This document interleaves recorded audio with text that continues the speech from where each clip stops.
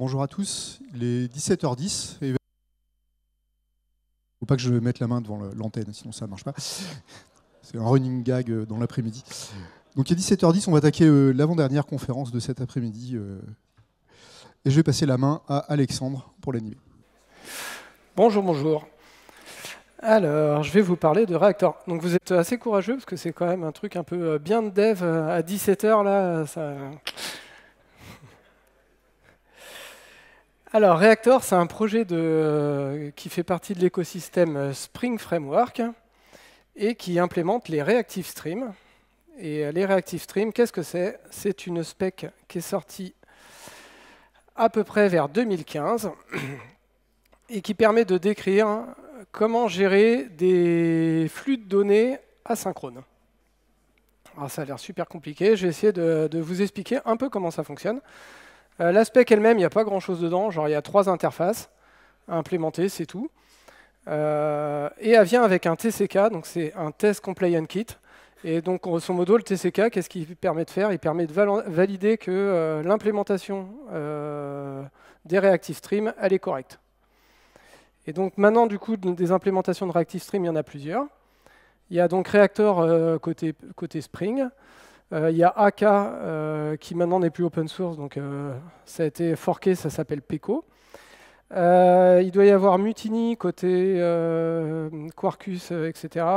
Et puis il y en a d'autres. Et puis maintenant, il y a même des drivers de base de données qui exposent du coup des Reactive Stream, parce que en fait, un des grands intérêts de cette spec-là, c'est qu'elle permet l'interopérabilité entre les implémentations.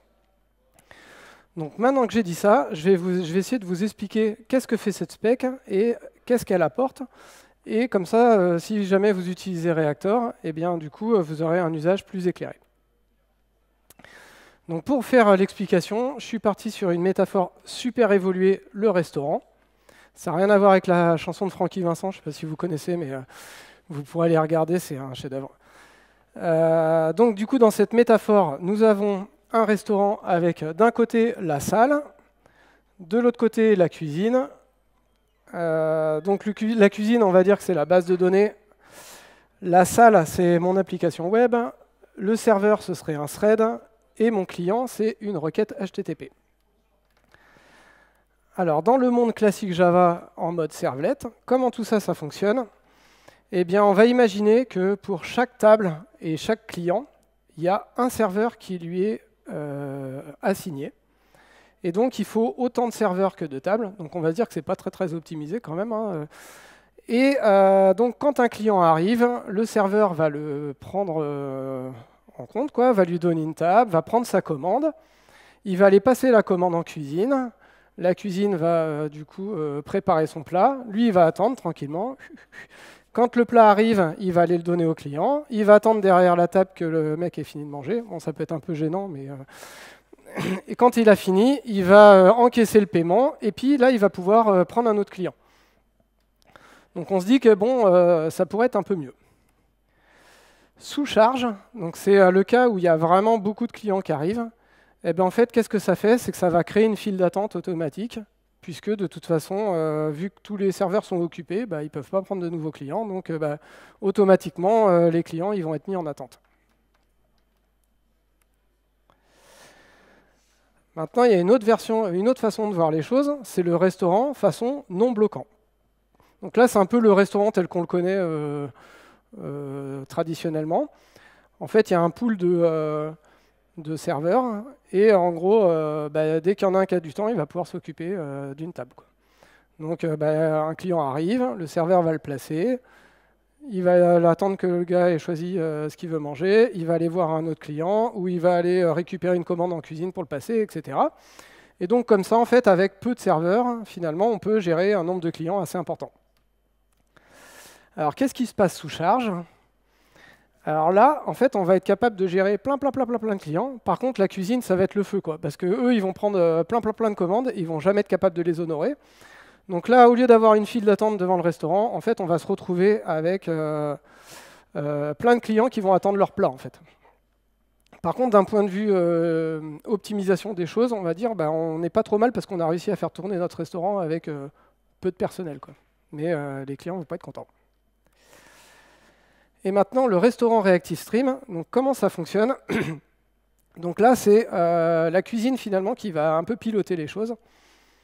Et donc en gros, elle va dire, moi je suis prêt à recevoir une commande. Et donc du coup, le serveur se dit, OK, ils sont prêts, je vais prendre un client. Il le ramène dedans, il passe la commande, il peut s'occuper d'un autre client et ainsi de suite.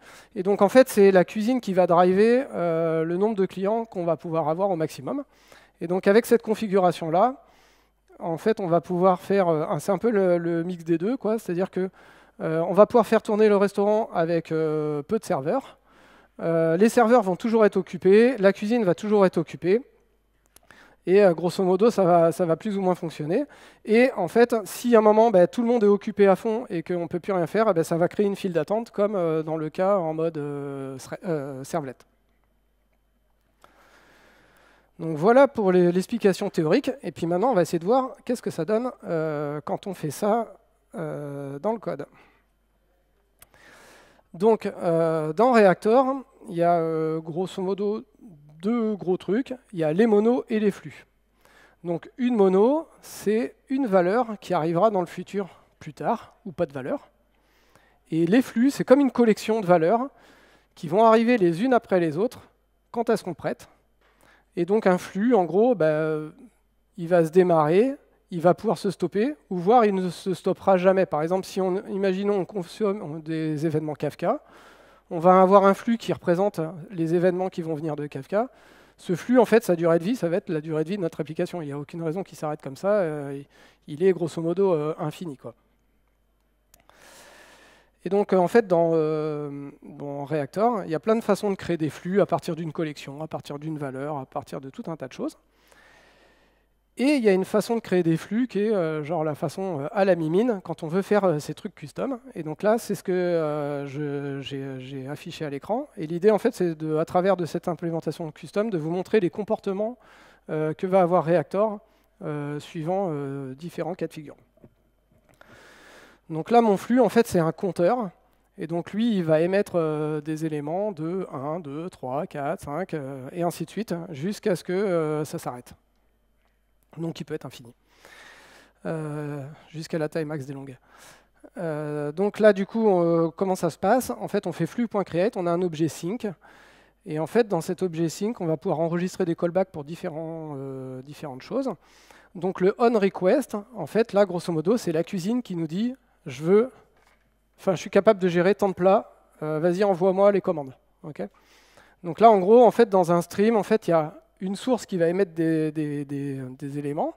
Il va y avoir des opérateurs qui vont les traiter, donc soit les filtrer, les transformer, faire tout ce qu'on veut derrière. Et à la fin, il y a un consommateur qui, en fait, finalement, c'est lui qui va driver le flux.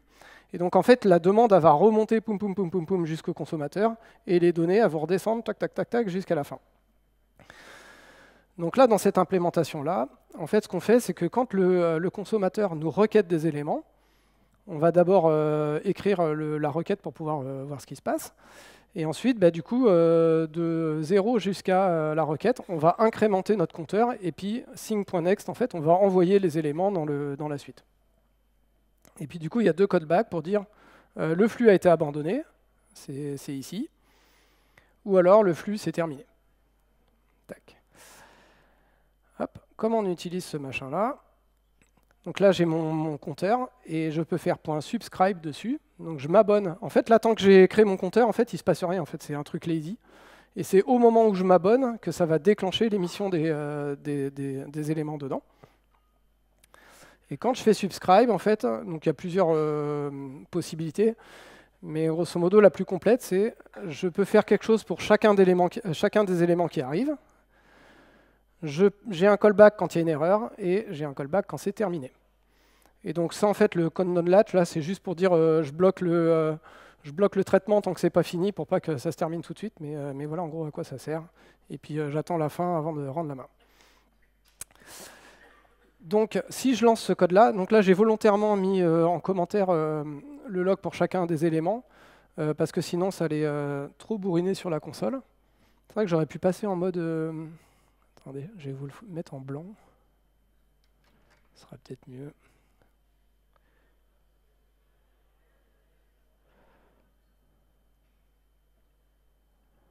C'est mieux, non? Ouais. C'est moi qui vais être perdu maintenant. Hop. Donc je vais lancer ça. S'il veut bien. Ok, c'est parti. Donc là, je vais grossir un peu. Donc là, je n'ai pas affiché tous les éléments parce que grosso modo, j'ai de 1 jusqu'à je ne sais pas combien pendant super longtemps. Mais en fait, ce qu'on voit, c'est quand on s'abonne juste au flux, en fait, la request, c'est ce nombre-là. Et en fait, c'est le long.maxValue. Donc en fait, là, il n'y a rien qui nécessite de ralentir les choses. Donc en fait, il me dit, vas-y, envoie-moi tout ce que tu peux et je me débrouille. Okay. Donc si après, je décommente, il est où? Hop, si je décommente ça et que je relance, je vais faire stop rapidement parce que là, bam, voilà, en gros, là, ça y va. Donc là, en fait, j'ai créé mon flux et il consomme toutes les valeurs à fond. Okay. Donc il existe plein d'opérateurs. Et donc maintenant, on va regarder, par exemple, hop, il y a un opérateur qui s'appelle take. Donc on va mettre, je sais pas, 5 par exemple. Donc lui, ce qu'il dit, c'est file-moi 5 éléments et puis après, c'est bon, j'ai fini, on s'arrête. Okay. Donc je vais relancer le petit traitement. Tac. Donc là, on voit qu'en fait, la request, c'est plus la même. Donc qu'est-ce qui s'est passé? Subscribe, il a dit file-moi long.maxValue, moi je suis prêt à tout prendre. Take, lui, il dit bah non, moi j'en ai besoin que 5, donc vas-y, file-moi en 5. Donc en fait, il a changé la demande. Et puis du coup, mon composant, il dit bah vas-y, moi j'envoie les 5 valeurs, et puis après, derrière, ça s'arrête. Donc là, on voit request 5. Je peux grossir un peu peut-être, parce que si j'y arrive. Donc on voit request 5, next valeur 1, 2, 3, 4, 5, et puis ensuite complete cancel terminate. En fait, voilà, du coup, le stream, il est arrêté, c'est fini.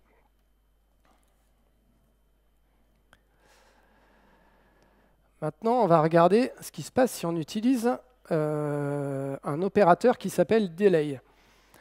Donc delay, en fait, ce que ça fait, c'est que ça va rajouter un intervalle de temps entre chaque élément. Donc je vais avoir le premier élément, puis je vais attendre 1 seconde, puis le deuxième élément, puis je vais attendre 1 seconde, etc. Tac. Donc on va faire une duration of seconde 1.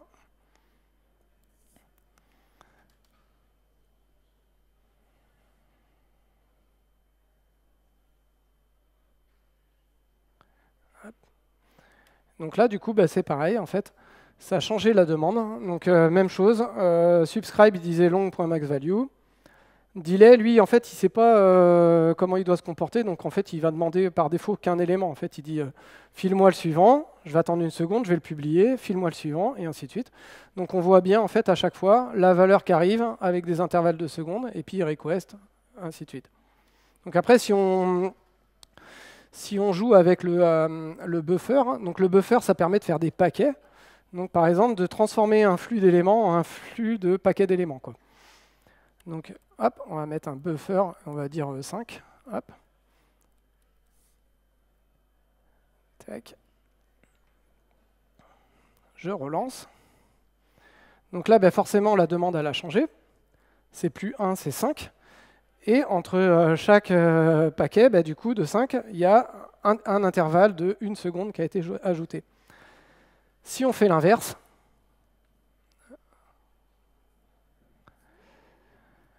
ben là, ce qui va se passer, c'est que l'intervalle de 1 seconde, il est fait en premier. Donc la requête, c'est 1. Il attend 1 seconde, il requête 1. Et au bout de 5, ben, du coup, ça constitue un paquet. Donc le paquet peut être publié en dessous. Donc là, en fait, ce qu'on voit, c'est assez intéressant, c'est que du coup, on voit bien comment est gérée cette gestion de flow control. Et en fait, un des intérêts qu'il y a avec cette spec-là, c'est que si on met ça d'un point de vue requête HTTP, en fait, on est capable d'adapter ce que le serveur il est capable de traiter et de reporter ça chez le client, parce que du coup, on n'est pas capable de traiter plus de choses. Donc, par exemple, je donne un exemple. Si vous voulez uploader un très très gros fichier, transformer les lignes et les stocker en base de données, en fait, on va commencer à lire le fichier, transformer, l'envoyer à la base, mais en fait, on va s'adapter à la vitesse de la base. Et grosso modo, ce qui va se passer, c'est que même au niveau HTTP, on va être capable de reporter ça sur le client en ralentissant carrément les flux, enfin les données qui sont envoyées dans la connexion, quoi. Tac. Alors, je vais vous montrer un autre truc qui est... Ah non, j'ai pas réussi à faire stop. Hop là. Délai buffer, on l'a fait. Tac. Maintenant, je vais vous montrer un autre opérateur qui est très utilisé. C'est l'opérateur qui s'appelle flatmap. Donc là, ça va peut-être être un peu plus chaud à comprendre si vous n'avez jamais fait de stream.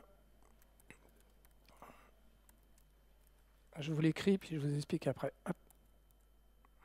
Donc là, c'est du code qui sert strictement à rien, c'est juste pour l'exemple. Flatmap, ce que ça permet de faire, c'est d'exécuter sur chaque élément une fonction qui elle-même va retourner un stream. Donc ça fait de la composition, quoi. Donc l'équivalent sur un tableau, c'est sur chaque élément du tableau, je vais appliquer une fonction qui me retourne un tableau. Du coup, je vais me retrouver avec un tableau de tableaux, donc c'est chiant. Donc le flatmap, ça permet d'aplatir ça pour avoir un tableau tout court de tous les éléments. Donc là, ça fait la même chose, mais sur un stream. Et donc là, vous allez voir, il y a un truc qui est un peu piégeux dans Reactor. C'est que par défaut, quand on fait ça, en fait, il va paralléliser les traitements.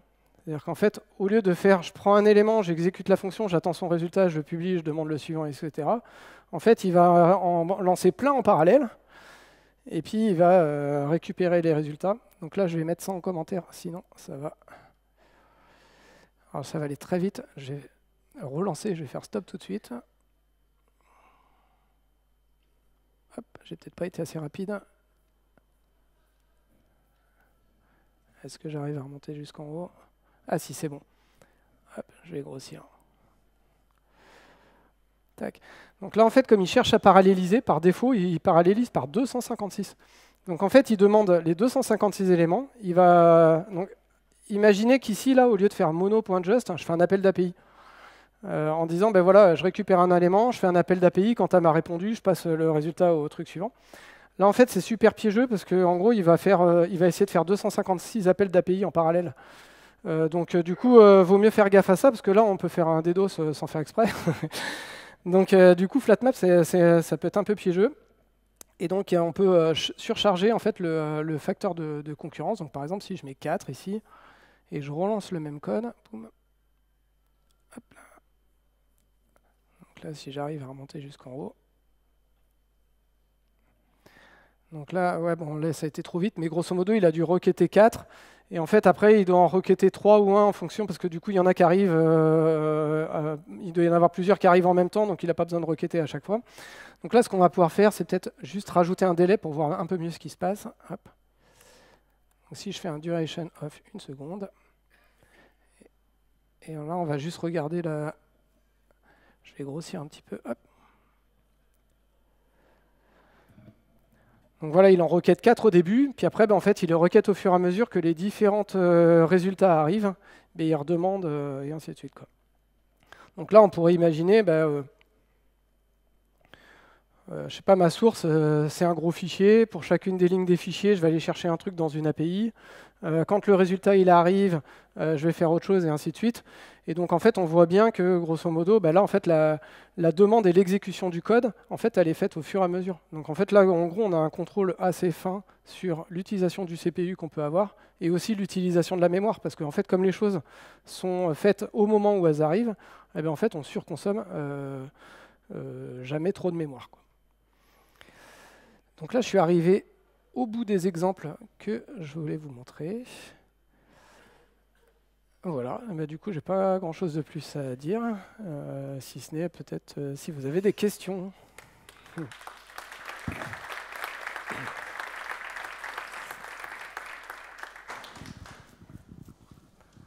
Alors, j'ai perdu tout le monde. Eh bien, apéro alors. Oh, il reste une conf. Ah si, je vois des...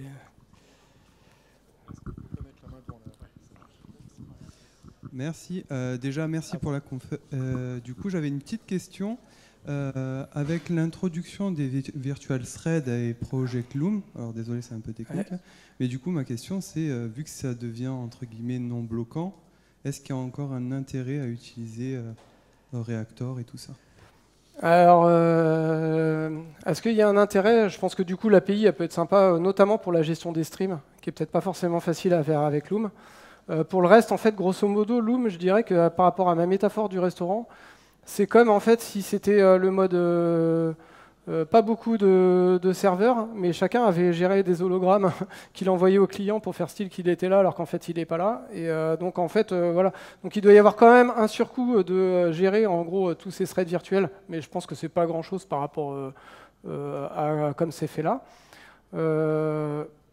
Après, je pense que l'intérêt de ce genre de lib, c'est quand tu commences à gérer des trucs un peu compliqués, gérer plein de trucs en parallèle, combiner les résultats, gérer des streams de données, etc. Je pense que là, du coup, avec Loom, ça va être un peu plus compliqué à gérer. Je crois qu'il y avait un autre projet qui était, je ne sais plus comment c'est, Structural Concurrency ou un truc comme ça, là, qui permettait de gérer justement les appels en parallèle et d'avoir une API un peu plus simplifiée là-dessus. Donc après, je sais pas, il faudra voir ce que ça donne, mais c'est probablement très bien. Ok, merci. Ouais.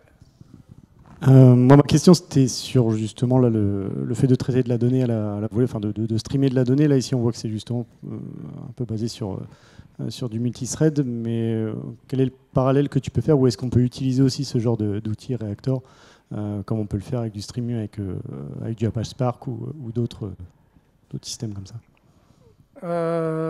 Alors, par rapport à Spark, je ne connais pas plus que ça.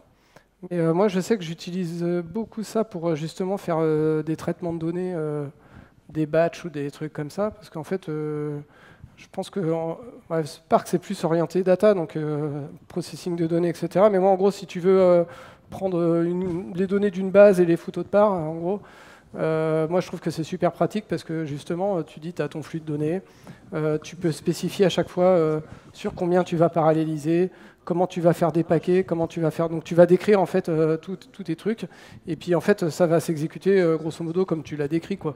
Donc, pour faire ce genre de choses-là, c'est assez pratique. Après, par rapport à Spark, j'imagine que c'est après une histoire aussi d'écosystème. Quand tu as un truc sous la main que tu peux utiliser, bah, c'est peut-être plus pratique. Ouais, donc tu vas peut-être pas utiliser une nouvelle techno alors que tu as un truc qui fait l'équivalent, je sais pas. Ouais.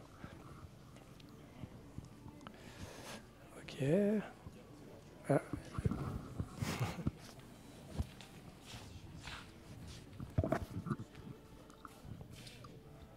Merci pour la présentation.